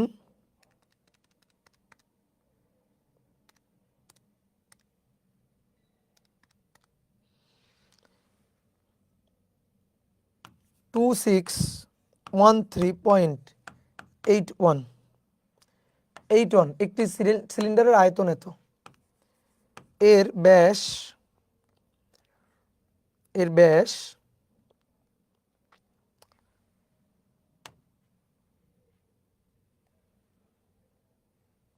16 মিটার, এর ব্যাস হচ্ছে 16 মিটার। একটি সিলিন্ডারের আয়তন এত, এর ব্যাস 16 মিটার, ভর হচ্ছে 30 কেজি।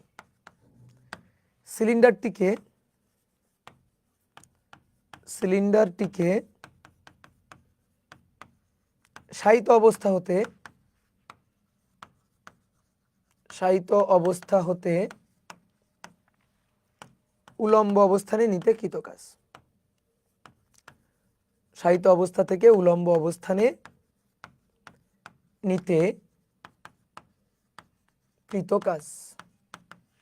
বলো পারা যাবে কিনা? খুবই সহজ। শায়িত অবস্থা থেকে উলম্ব অবস্থানে নিতে, তুমি কিন্তু ম্যাথ করার সময় একটু ছোট করে চিত্র এঁকে দিবা, বুঝছো? আমরা তো থিওরিতে দেখছি, তারপর একটু ম্যাথ করার জন্য এঁকে নিলে বেটার না? দেখতে সুন্দর লাগে না? এই যে শায়িত অবস্থা থেকে উলম্ব অবস্থানে নিয়ে আসছি কাকে? একটা সিলিন্ডারকে। তাহলে এই ক্ষেত্রে আমাদের কৃত কাজটা বের করতে হবে। ওকে, তাহলে ভার কেন্দ্র এখানে ছিল, ভার কেন্দ্র এখানে, তাহলে এইটুকু তো ডি, তাহলে এটা d/2। ভার কেন্দ্র এখন এখানে, তাহলে এইটুকু হচ্ছে l/2, d/2 l/2।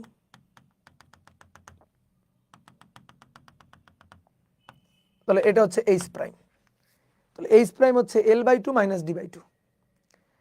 তাহলে কৃত কাজ w ইকুয়াল টু mg, ভার কেন্দ্রের সরণ, l/2 মাইনাস d/2 আর সমান বসাবো 30, জি এর মান 9.8, 30 কেজি, দেখো এম এর মান দেওয়া আছে, ভর, জি এর মান 9.8। ঝামেলা হচ্ছে l/2 কত আর d/2 কত, বলো?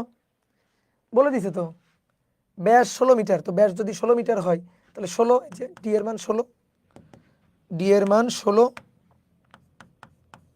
এটা 16 মিটার, তাহলে ডি এর মান 16/2। এল কত? দৈর্ঘ্য, তাহলে যে আয়তন দেওয়া আছে এত, আয়তন দেওয়া আছে এত, V equal to pi R square H অথবা পাই আর স্কোয়ার এল, সেখান থেকে এল পাওয়া যাবে, যেহেতু আয়তন দেওয়া আছে, এল দেওয়া নাই, আয়তন থেকে এল বের করে নিয়ে বসাই দিব। তাহলে ভি এর মান 2613.81 পাই 3.1416 আর স্কোয়ার, ব্যাস যদি 16 মিটার হয় তাহলে ব্যাসার্ধ 8 ইন্টু এল, দেখি কত আসে। তাহলে 2613.81 গুণ, সরি ভাগ 3.1416 গুণ 8 8 64। তাহলে অতএব এল ইকুয়াল টু 12.999, মানে ভাই 13 মিটার আর কি। তাহলে এল এর মান 13, এই যে 13/2। তাহলে কৃত কাজ 13/2 বিয়োগ 16/2 মানে 8।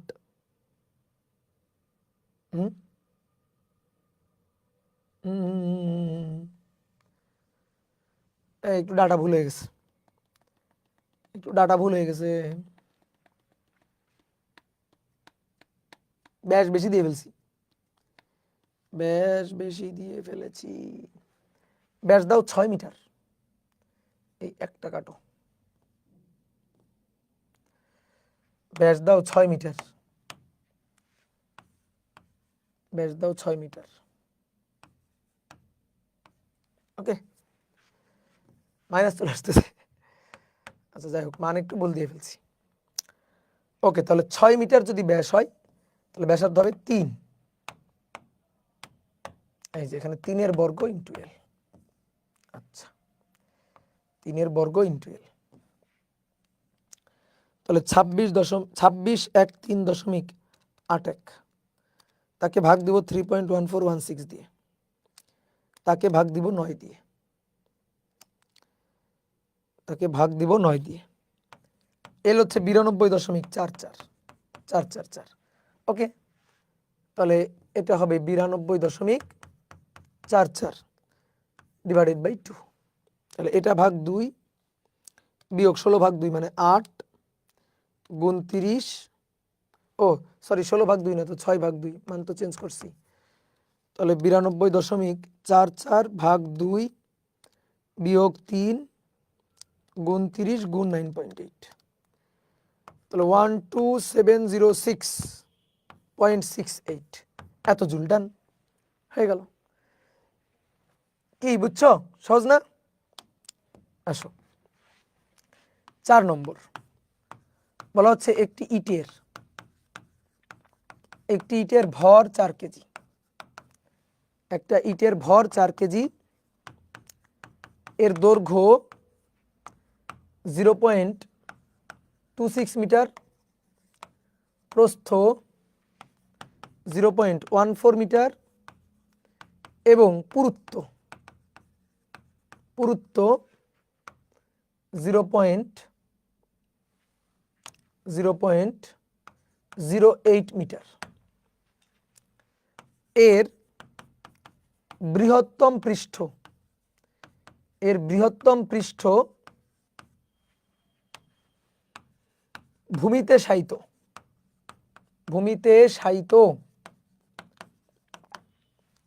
এর ক্ষুদ্রতম পৃষ্ঠটিকে ভূমিতে শায়িত অবস্থায়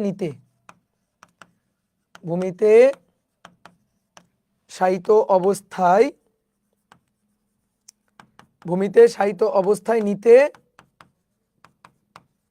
কৃত কাজ কত? দেখো খুব বুদ্ধি খাটানো কোশ্চেন। একটা ইটের দৈর্ঘ্য প্রস্থ উচ্চতা দেওয়া আছে।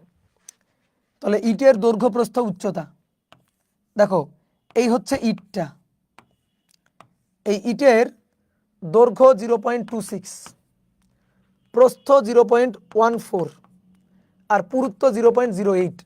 বলো তো তল কয়টা? আগে আমার এইটা বুঝাও, তল কয়টা? তল আসলে 3টা, মানে টোটাল 6টা, কিন্তু জোড়া জোড়া করে।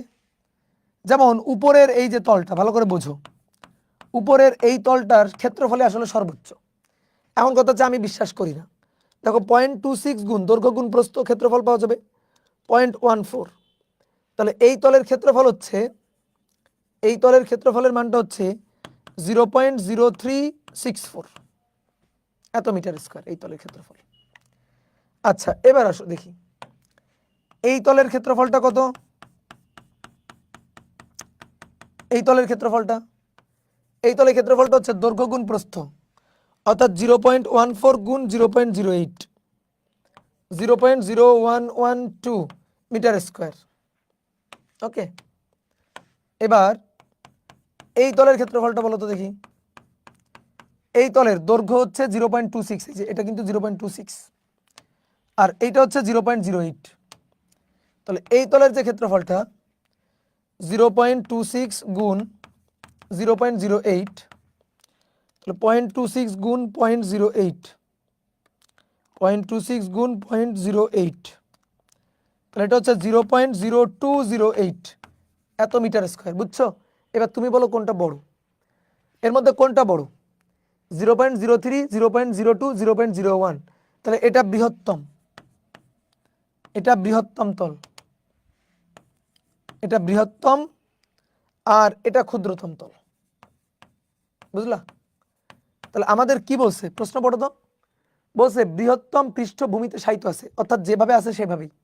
এই দেখো বৃহত্তম পৃষ্ঠটা, এটাই তো আসলে ভূমিতে শায়িত অবস্থায় আছে। আর এর ক্ষুদ্রতম তলটিকে, ক্ষুদ্রতম পৃষ্ঠ এটাকে শায়িত অবস্থায় নিতে, অর্থাৎ এটা ভূমির সাথে লেগে থাকবে। তাহলে আসো আমি একটু চিত্র এঁকে দেখাই।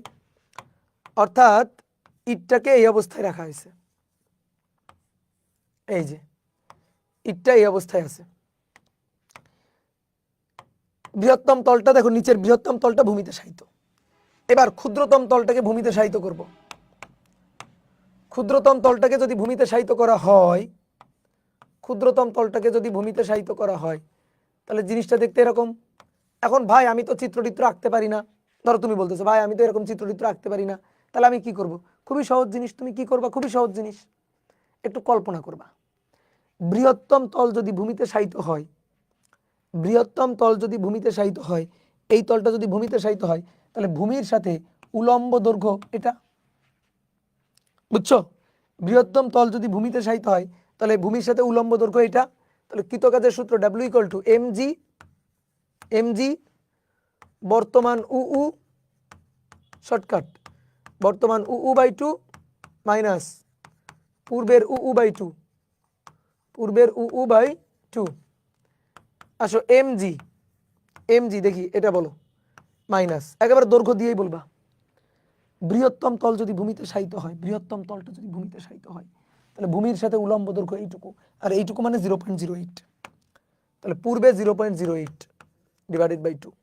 আর ক্ষুদ্রতম তলটি ভূমিতে শায়িত, তাহলে ক্ষুদ্রতম মানে এটা, এটা যদি ভূমিতে শায়িত হয়, এটা যদি ভূমিতে শায়িত থাকে, এই তলটা যদি ভূমিতে শায়িত হয়,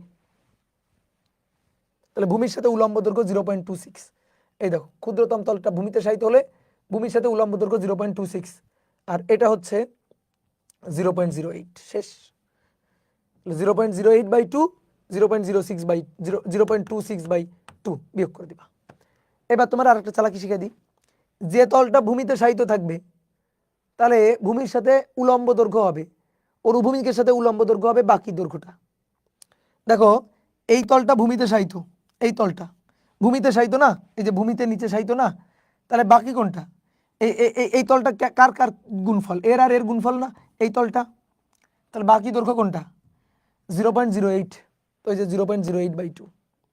আর যখন এই তলটা ভূমিতে শায়িত, তাহলে বাকি দৈর্ঘ্য কোনটা? এটা আর এটা দিয়েই তো এই তলটা পাওয়া যাবে, তাহলে বাকি দৈর্ঘ্য এটা, তাহলে এটা তখন ভূমির সাথে উলম্ব দৈর্ঘ্য, তাহলে 0.06/2 দিয়ে এবার কৃতকাজ বের করবা। ইটের ভর কত? 4, জি এর মান 9.8, 0.26/2 মাইনাস 0.08/2, 0.26 ভাগ 2 বিয়োগ 0.08, 0.08 ভাগ 2, এর সাথে গুণ 9.8 গুণ 4, তাহলে 3.528 এত জুল। এই হচ্ছে কৃতকাজ। বলো বোঝা গিয়েছে? বুঝতে পেরেছ? গুড। আসো এবার চেইন বা শিকল, ঠিক আছে, চেইন বা শিকল টেনে তুলতে কাজ, টেনে তুলতে কাজ, চেইন বা শিকল টেনে তুলতে কাজ। দেখো মনে করো একটা টেবিল, মনে করো এই হচ্ছে একটা টেবিল, ঠিক আছে, এই টেবিলের উপর দিয়ে একটা চেইন বা শিকল ঝুলানো আছে। এই যে টেবিলের এখান থেকে একটা চেইন বা শিকল এইভাবে ঝুলানো আছে। আমি চাই ঝুলানো অংশটুকুকে টেনে, এই টেবিলের তলটা ঘর্ষণহীন তল, দেখো এইটুকু কিন্তু টেবিলের উপর আছে, আমি চাই ঝুলানো অংশটুকু, এইটুকু অংশকে টেনে এইভাবে টেনে টেনে টেনে টেনে টেনে টেনে উপরে তুলতে কৃতকাজ। খুবই সহজ। দেখো কনসেপ্ট ক্লিয়ার করো। যখন আমি টেনে টেবিলের উপর তুলবো, তখন এখানে যে শিকলের যে ভরটুকু আছে তাকে টেনে তুলতে হবে এতটুকু, তাকে টেনে তুলতে হবে এতটুকু। এখানে যে শিকলের ভরটুকু আছে তাকে টেনে তুলতে হবে এতটুকু। এখানে যে শিকলের ভরটুকু আছে তাকে টেনে তুলতে হবে এতটুকু, তাই না? দেখো তাকে টেনে টেবিলের উপরে এতটুকু তুলতে হবে না? তাহলে এক একটা কণার সরণ এক এক রকম হচ্ছে না?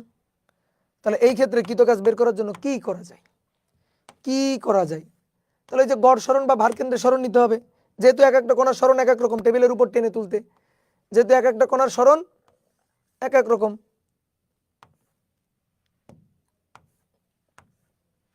যেহেতু এক একটা কণার সরণ এক এক রকম, তাহলে কৃতকাজ কি হবে? কৃতকাজ হবে mg ভার কেন্দ্রের সরণ। এই তাহলে পুরো দৈর্ঘ্য, পুরো এই যে দৈর্ঘ্যটা, পুরো এই যে দৈর্ঘ্যটা, এইটা টেবিলের নিচ থেকে ঝুলে আছে। তাহলে যেটুকু অংশ ঝুলে আছে, এই যেটুকু অংশ ঝুলে আছে তার অর্ধেক কিন্তু ভার কেন্দ্রের সরণ। এই যে টেনে তুলতে হবে, তাহলে যেটুকু অংশ ঝুলে আছে তার ভার কেন্দ্রের সরণ, দ্যাট ইজ এইচ প্রাইম। এটা হচ্ছে এইচ প্রাইম, মানে তার অর্ধেক। যেটুকু অংশ ঝুলে আছে, ধরো ঝুলে থাকা অংশের দৈর্ঘ্য যদি এল হয়, তাহলে l/2 হবে ভার কেন্দ্রের সরণ। আর W equal to M G H prime. দেখো এম প্রাইমও, এইচ প্রাইম কি? ভার কেন্দ্রের সরণ, ভার কেন্দ্রের সরণ। আর এম প্রাইম কি? যেটুকু অংশকে টেনে তুলবো তার ভর। পুরো পুরো শিকলের ভর বসাবো না কিন্তু, এইটুকু ভর কিন্তু বাদ। যেটুকু অংশকে টেনে তুলবো, যেটুকু অংশ টেনে তুলবো তারই তো ভর, টেনে তুলবো তার ভর। তুমি কি পুরো শিকলটাকে টেনে তুলছো? না তো, এইটুকু তো টেবিলের উপরে অলরেডি আছে। তাহলে যেটুকু টেবিলের উপর থেকে ঝুলে আছে নিচের দিকে, তুমি সেইটুকুকে টেনে তুলবা না? বলো। তাহলে যেটুকু অংশকে টেনে তুলবো সেইটুকু অংশের ভর এম প্রাইম। তাহলে মাথায় রেখো, এই সূত্রটা কিন্তু খুব সুন্দর করে মাথায় রেখো। তাহলে আসো এবার কৃতকাজের একটা হিসাব নিকাশ দেখি আমরা। বলা হচ্ছে একটি শিকলের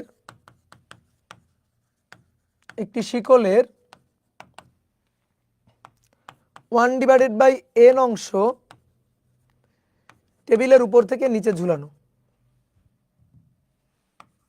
টেবিলের উপর থেকে নিচে ঝুলানো, নিচে ঝুলানো আছে, টেবিলের উপর থেকে নিচে ঝুলানো। শিকলের ভর এম ও শিকলের দৈর্ঘ্য এল হলে দেখাও যে ঝুলন্ত অংশ টেনে টেবিলের উপর তুলতে কৃতকাজ। টেবিল কিন্তু ঘর্ষণহীন, কোনো ফ্রিকশন নেই, বুঝছো? এটা মাথায় রেখো কিন্তু। দেখাও যে ঝুলন্ত অংশ টেবিলের উপর, ঝুলন্ত অংশ টেবিলের উপর টেনে তুলতে কৃতকাজ W equal to mg l divided by 2n square. এটা কৃতকাজ। দেখি একটু ট্রাই করো তো দেখানোর, একটু দেখা তো। 2n স্কোয়ার কিন্তু, হ্যাঁ এই যে টেবিলটা, এই টেবিলের উপর থেকে শিকলটাকে ঝুলানো আছে, এই যে শিকল বা চেইন টেবিলের উপর থেকে, এই কে ফোন দেয়,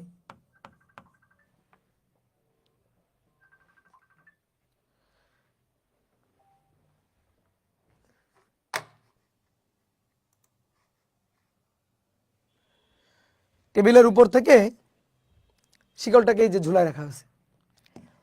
এবার যে অংশটুকু ঝুলে আছে, বলো তো এটুকু অংশের ভর কত? বলো ভর কত আগে বলো। পুরো শিকলের ভর হচ্ছে এম। তাহলে যেটুকু অংশ ঝুলানো আছে কতটুকু অংশ? পুরো শিকলের ভরের 1/n অংশ। তাহলে যেটুকু অংশ এর ভর এম প্রাইম হবে পুরো ভরের 1/n অংশ, দ্যাট ইজ m/n। বুঝলা? এবার বলো এইটুকু অংশের দৈর্ঘ্য কত? পুরো দৈর্ঘ্য তো এল, তাহলে তুমি আগে বলো এইটুকু অংশের দৈর্ঘ্য কত? এইটুকু অংশের দৈর্ঘ্য হবে পুরো দৈর্ঘ্য এল এর 1/n, দ্যাট মিন্স l/n, ভর m/n, ঝুলন্ত অংশের দৈর্ঘ্য l/n। এটুকু নিয়ে করার কোনো আপত্তি আছে? কিন্তু কৃতকাজ কত? কৃতকাজ হচ্ছে ভার কেন্দ্রের সরণ, এই যে ভার কেন্দ্রকে এইটুকু টেনে তুলতে হবে, দ্যাট ইজ এইচ প্রাইম।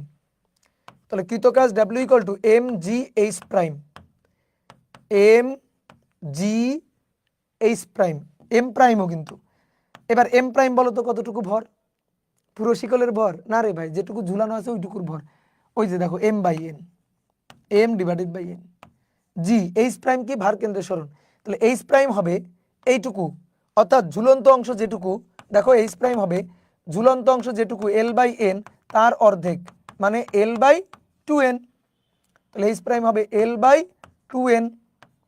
দেখো তাহলে mgl/2n² শোড, কিন্তু কাজ এটা দেখাইতে বলছে। বুঝলা কত সহজ ম্যাথ, মজা না? বলো। এবার বলা হচ্ছে একটি চেইনের দৈর্ঘ্য 20 সেন্টিমিটার, এর ভর 0.5 কেজি। কোনো ঘর্ষণহীন টেবিলের উপর থেকে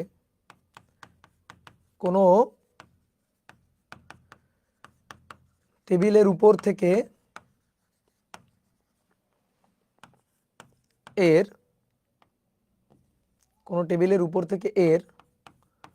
40% দৈর্ঘ্য ঝুলানো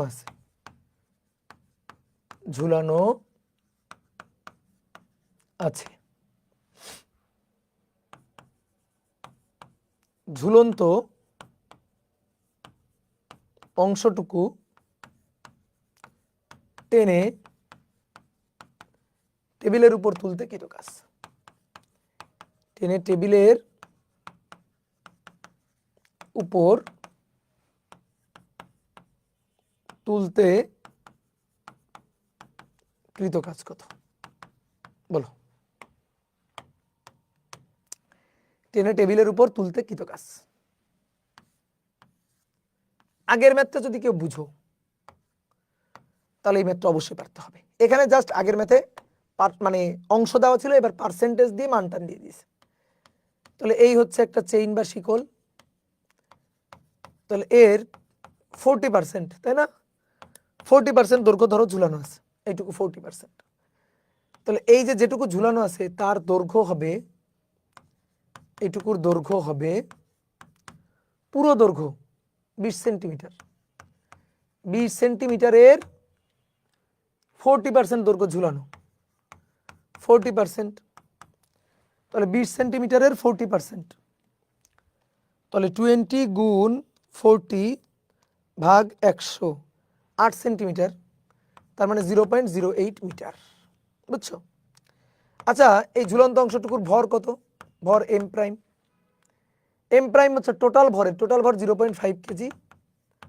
তাহলে টোটাল ভরের 0.5 এর 40%, তাহলে 0.5 গুণ 40 ভাগ 100, তাহলে 0.2 কেজি।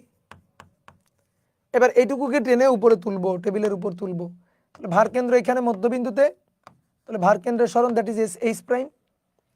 তাহলে কৃতকাজ W = m প্রাইম জি এইচ প্রাইম, m প্রাইম জি এইচ প্রাইম, m প্রাইম জি এইচ প্রাইম। m প্রাইমের মান 0.2, জি এর মান 9.8, এইচ প্রাইম বলো। এইচ প্রাইম হবে ঝুলন্ত অংশটুকুর দৈর্ঘ্যের অর্ধেক, অর্থাৎ 0.08/2। তাহলে 0.2 ইন্টু 9.8 ইন্টু 0.08/2, তাহলে 0.0784 জুল। বুঝতে পেরেছ? সহজ না? ডান। বলা হচ্ছে একটি 3 কেজি ভরের বালতিতে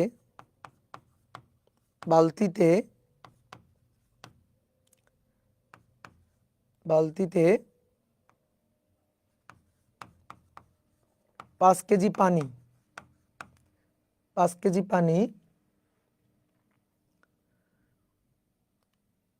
বালতিতে 5 কেজি পানি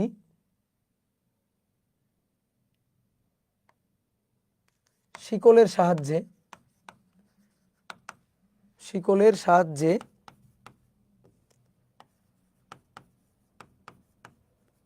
একটা গভীর কূপ থেকে উত্তোলন করা হচ্ছে, গভীর কূপ থেকে উত্তোলন করা হচ্ছে মানে টেনে তোলা হচ্ছে, গভীর কূপ থেকে টেনে তোলা হচ্ছে। চিন্তা করো, প্রশ্নটা পড়ে চোখের সামনে গল্পটা ভাসাও, দৃশ্যকল্পটা ভাসাও। একটা গভীর কূপ, বালতি নিছো, দড়ি বাঁধছো, শিকল বাঁধছো, বালতি ফেলে দিছো গভীর কূপে, বালতি ভরে গেছে পানিতে, দিয়ে এবার টেনে টেনে টেনে টেনে টেনে টেনে তুলতেছো। গভীর কূপ থেকে টেনে তোলা হচ্ছে। কূপের গভীরতা,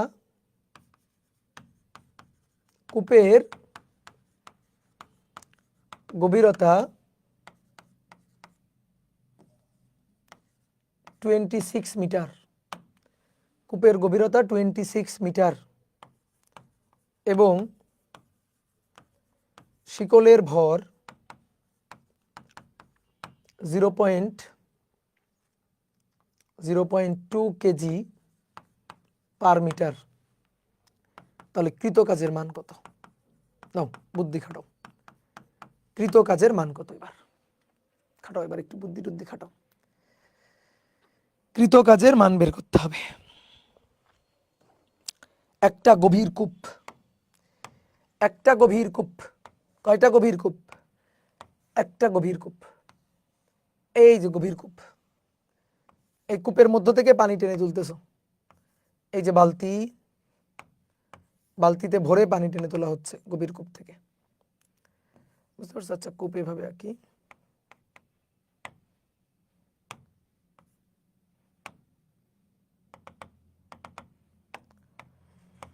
এই যে এখানে পানি আছে, তো পানি টেনে তোলা হচ্ছে কিভাবে? শিকলের সাহায্যে। এই যে শিকল,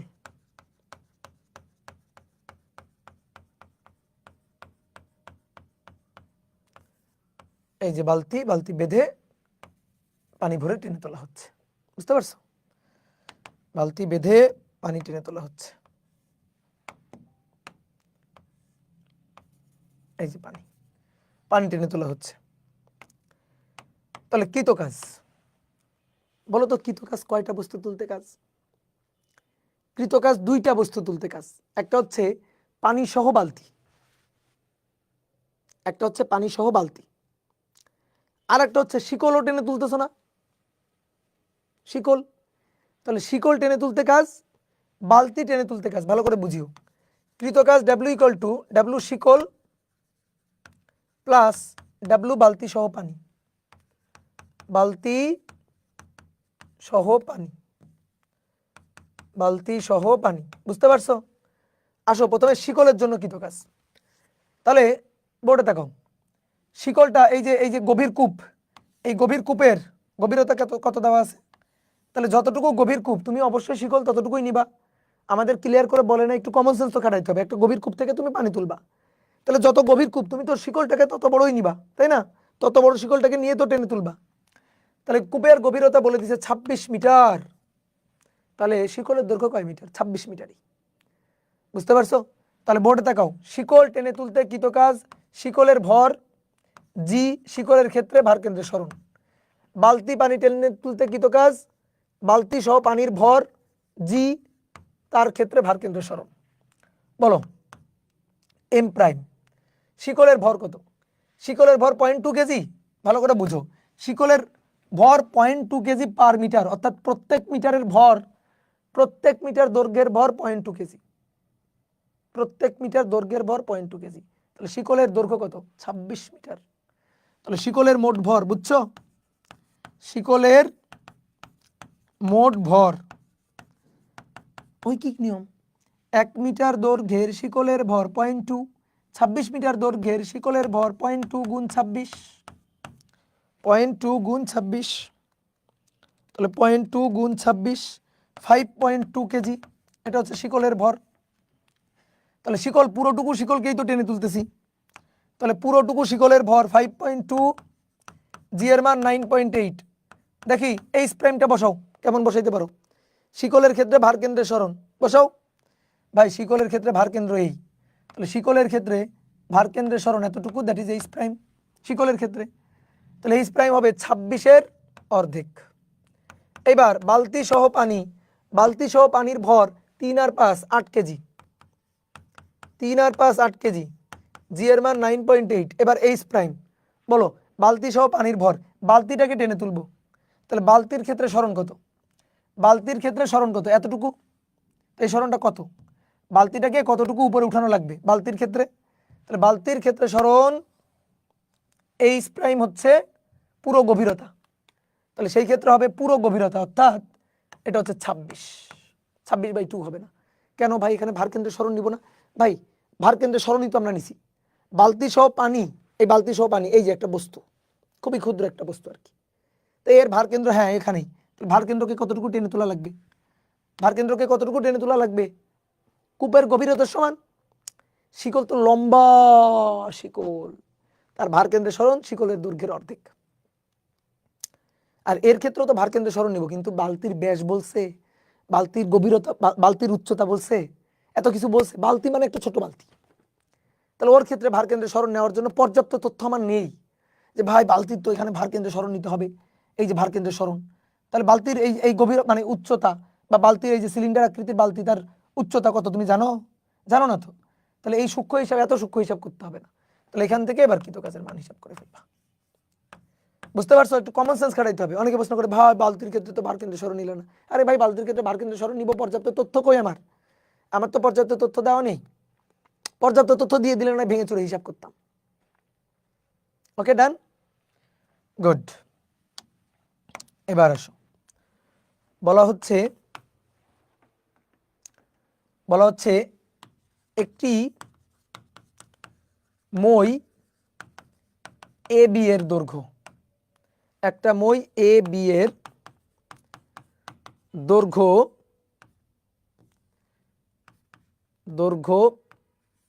25 সেন্টিমিটার, এর ভর 12 কেজি, এর ভর 12 কেজি। মইয়ের ভার কেন্দ্র বি প্রান্ত হতে, মইয়ের ভার কেন্দ্র বি প্রান্ত হতে 10 সেন্টিমিটার দূরে এর দিকে, এ প্রান্তের দিকে, মইয়ের ভার কেন্দ্র বি প্রান্ত হতে 10 সেন্টিমিটার দূরে এ প্রান্তের দিকে, এটা হচ্ছে মইয়ের ভার কেন্দ্র। এবার বলা হচ্ছে এ প্রান্তে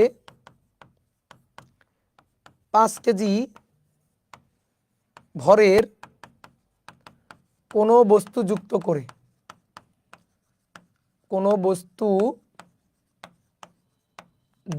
করে বি প্রান্তকে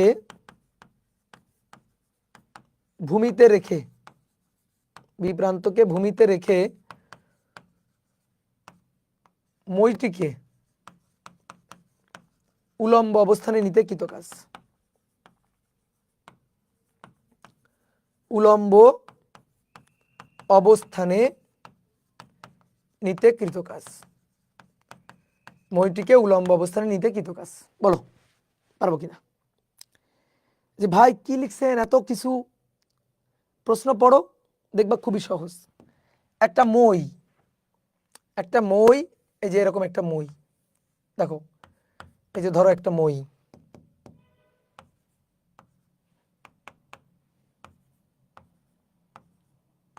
এই যে মইটা, এই মইটা হচ্ছে এ বি। বলা হচ্ছে যে মইয়ের ভার কেন্দ্র বি প্রান্ত হতে 10 সেন্টিমিটার দূরে এর দিকে এ প্রান্তে 5 কেজি ভরের কোনো বস্তু রাখা হয়েছে। ধরো এটা এ প্রান্ত আর এটা বি প্রান্ত, মইটা প্রথমে শায়িত অবস্থায় ছিল। এ প্রান্তে 5 কেজি ভরের একটা বস্তু যুক্ত করা হয়েছে, এ প্রান্তে 5 কেজি ভরের একটা বস্তু যুক্ত করা হয়েছে। 5 কেজি ভরের একটা বস্তু যুক্ত করে, এ প্রান্তে 5 কেজি ভরের একটা বস্তু যুক্ত করে, এ প্রান্তে 5 কেজি ভরের একটা বস্তু যুক্ত করে বি প্রান্তকে ভূমিতে রেখে মইটিকে উলম্ব অবস্থানে,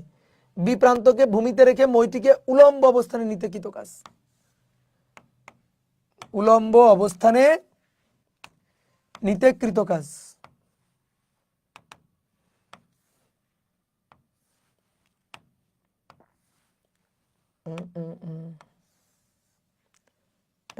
দাগ সোজা হচ্ছে না। এই যে উলম্ব অবস্থানে নিতে কৃত কাজ, বি প্রান্তটাকে ভূমিতে রেখে উলম্ব অবস্থানে নিব। তাহলে শুধু মইটাকে কিন্তু উলম্ব করতেছি তা না, মইয়ের মাথায় যে বস্তুটা আছে তাকেও কিন্তু উলম্ব অবস্থানে নিচ্ছি, বুঝছো? বুঝো কিন্তু। তাহলে কৃত কাজ দুইটা ক্ষেত্রে কৃত কাজ কিন্তু ডাব্লিউ ইকুয়াল টু 1 কৃত কাজ মই, 2 কৃত কাজ বস্তু। ঠিক আছে, মই আর বস্তু। তাহলে মই দেখো একটা লম্বা লাঠির মতো দৈর্ঘ্য, শায়িত অবস্থা থেকে উলম্ব অবস্থানে নিব।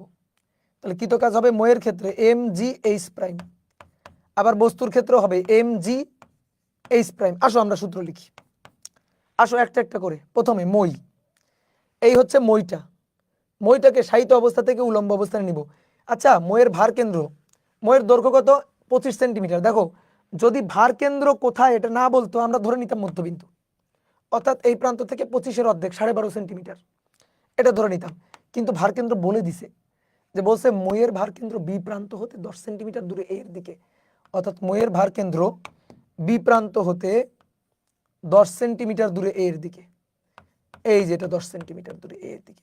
তাহলে দেখো ভার কেন্দ্রের সরণ বি প্রান্ত থেকে 10 সেন্টিমিটার দূরে এর দিকে, এই যে ভার কেন্দ্রের সরণ 10 সেন্টিমিটার।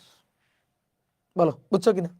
তাহলে M G H prime, M এর মান মইয়ের ভর, মইয়ের ভর 12, জি 9.8, মইয়ের ভর 12, জি 9.8, আর উলম্ব রেখা থেকে মইয়ের উচ্চতা 10 সেন্টিমিটার।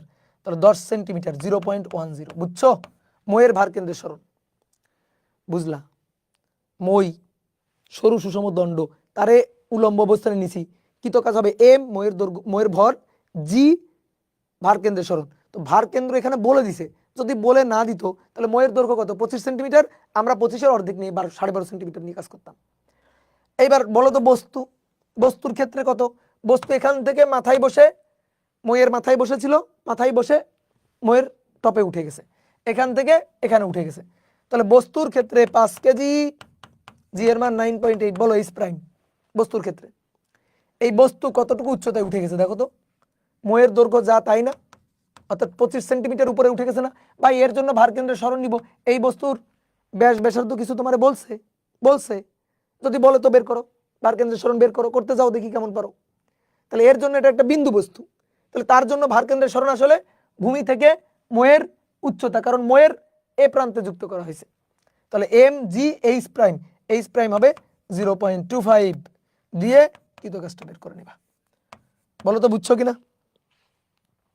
তাহলে এই হচ্ছে কৃত কাজের হিসাব নিকাশ। তাহলে আজকে আমরা এই যে শায়িত অবস্থা থেকে উলম্ব অবস্থানে বস্তুকে সরাতে কৃত কাজের হিসাব নিকাশটা দেখলাম। একটা হোমওয়ার্ক দিছিলাম, করছো? পারছো? ওটা পারছো? হোমওয়ার্কটা দিছিলাম, পারছো ওটা? গত ক্লাসে পারো নাই? আচ্ছা সমস্যা নেই, করে দিব না তাহলে গতদিন, পরের দিন তাহলে করে দিব, সমস্যা নেই। ওকে, তাহলে আজকে এই পর্যন্ত। সবাই ভালো থাকো, সুস্থ থাকো, টাটা টাটা।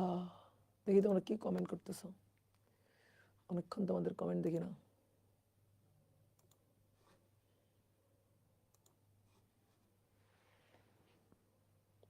টাটা। আরো পড়ান? ওরে বাবা, ওরে বাবা, 1.5 ঘন্টা হয়ে গেছে তো, আরো পড়াবো? তাই? বা তোমরা এত ভালো হয়ে গেলে কেমনে বলতেছো আরো পড়ান? দেখি সাবস্ক্রাইবার কয়টা হইলো, একটা রিফ্রেশ দিই। তোমাদের ক্লাস শুরু করার আগে চ্যানেল খুলে আসছে একটা, এসএসসির কোর্স নাম্বার এটাতে। আচ্ছা, তোমাদের পড়ানোর আগে ই করছিলাম। ওকে, টাটা।